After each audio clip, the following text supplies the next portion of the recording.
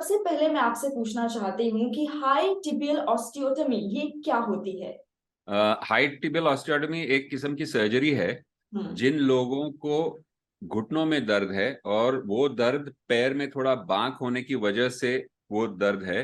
Usually ये 35-40 की as में ये इशू शुरू होता है और ये बांक होने की वजह से अंदर की तरफ लोड ज्यादा पड़ता है, जिसकी वजह से घुटना जो है वो घिसते जाता है।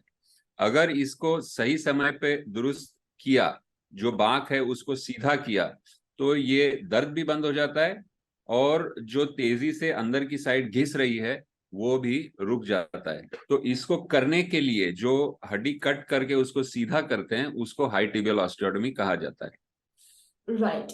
और सर, क्या इसके जरिए नी रिप्लेसमेंट सर्जरी को हम पोस्टपोन कर सकते हैं या फिर अवॉइड कर सकते हैं?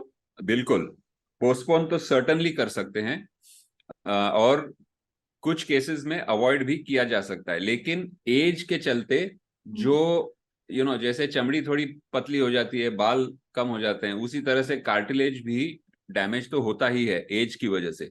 उसको नहीं रोका जा सकता, लेकिन समय से पहले नी रिप्लेसमेंट की जरूरत पड़ना उसको सर्टनली अवॉइड किया जा सकता है। हम कहते हैं कि 65-70 के बाद में नी रिप्लेसमेंट ठीक है। नी रिप्लेसमेंट अच्छा ऑपरेशन है, लेकिन वो सही समय पे होना चाहिए। तो 45-50 की उम्र में नी रिप्लेसमेंट जो है वो इतनी अच्छी बात नहीं है। और हाई टिबियल ऑस्टियोटॉमी से ये इस एज में नी रिप्लेसमेंट ना लगे और सही एज पे अगर भी जरूरत पड़े तो वो उसको डेफिनेटली पोस्टपोन किया जा सकता है। राइट। एंड डॉक्टर, क्या ये हाई टिबियल ऑस्टियोटमी पूरी तरीके से सेफ है या फिर इसके कोई साइड इफेक्ट्स भी होते हैं? नहीं, मतलब as far as any surgery goes वो सेफ है। हम्म। कुछ कॉम्प्लिकेशंस हो सकते हैं, बट यूजुअली जो भी कॉम्प्लिकेशंस हैं दे आर करेक्टेबल अगर हम ध्यान दे के उसको करते हैं और जो पेशेंट का फॉलो अप पीरियड होता है उस पर ध्यान देते हैं। तो यूजुअली ये इसकी वजह से कोई कॉम्प्लिकेशन होता है ऐसा नहीं। It's as safe as any other surgery. It's like saying कि रिक्शा में चलना सेफ है या नहीं। तो राइट। ओकेजनली रिक्शा में एक्सीडेंट होता है, but that is something which is preventable if you drive carefully, etc. And doctor, कौन से इसके सूटेबल कैंडिडेट्स हैं? अगर जैसे कई लोग ओबीज के शिकार होते हैं या उनको थायराइड की प्रॉब्लम होती है, डायबिटीज की प्रॉब्लम होती है, क्या वो भी इसे ऑप्ट कर सकते हैं या फिर कुछ कुछ लिमिटेशंस हैं? नहीं, बिल्कुल, मतलब कोई भी पेशेंट अगर डायबिटीज है, थायराइड है, ये सब करेक्टेबल सिचुएशंस है। तो अगर these are more problems for anaesthesia, और अगर पेशेंट को ठीक से फिजिशियंस देख के वो चीजें करेक्ट करते हैं तो there is no reason why this cannot be done in most patients. Anaesthesia का सेफ्टी हो तो एज सच कोई बड़ा इशू नहीं है। एंड डॉक्टर, रिकवरी में कितना टाइम लगता है अप्रोक्स? सी रिकवरी ओवरऑल, अगर हम रिकवरी कहते हैं तो उसको अराउंड 3 महीने लगते हैं, इन द सेंस दैट हड्डी पूरा मजबूत जुड़ने के लिए, जैसे कोई फ्रैक्चर हो तो उसको 3 महीने लगते हैं। लेकिन पेशेंट कोई बेड रिडन नहीं रहता।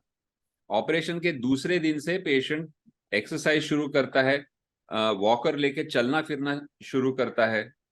यूजुअली 4 से 6 हफ्ते में पैर के ऊपर पूरा लोड देके आदमी चल सकता है। सो 6 से 8 हफ्ते में एक स्टिक पे आ जाता है और 8 से 10 हफ्ते में वो स्टिक भी छूट जाती है। तो कुछ लोग जिनका ऑफिस समझिए पास में है, बहुत लंबा ट्रैवल नहीं करना पड़ता, वो लोग even by about 4 weeks 6 weeks जो है वो ऑफिस वगैरह जाना शुरू कर सकते हैं। एंड डॉक्टर, बस मेरा आपसे आखिरी सवाल ये होगा कि किस तरह से ये प्रोसेस किया जाता है, अगर आप हमें बिल्कुल बेसिक बता पाएं तो। किस तरह से, मतलब इसेंशियली जो पैर का एंगल है वहां पे बोन में एक कट करना पड़ता है और वो कट करके उसको रोज 1 मिलीमीटर के हिसाब से वो एंगल चेंज किया जाता है। क्योंकि हम ये 1 मिलीमीटर प्रतिदिन के हिसाब से ये एंगल चेंज करते हैं, जो उसमें गैप बनता है वो अपने आप से हड्डी से भरता है। तो ये ओवरऑल प्रोसेस जो है सीधा करना, उसको अराउंड 3 हफ्ते लगते हैं।